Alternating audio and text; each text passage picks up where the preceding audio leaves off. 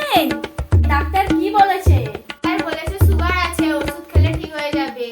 ও মাথা ভেঙে চা নিয়ে আসো তো বৌমা। ঠিক আছে মা। মা আমাকে একটু চিনি দিন তো। তুমি কোথায় থেকে চিনি পাবো? আমি কি চিনি নিয়ে ঘোরাঘুরি করছি?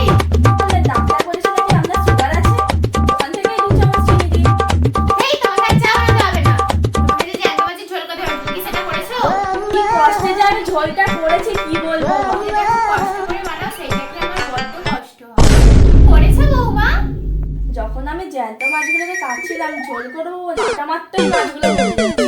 আর আমি একটা কাজ করলাম, কি কাজ করলে বৌমা?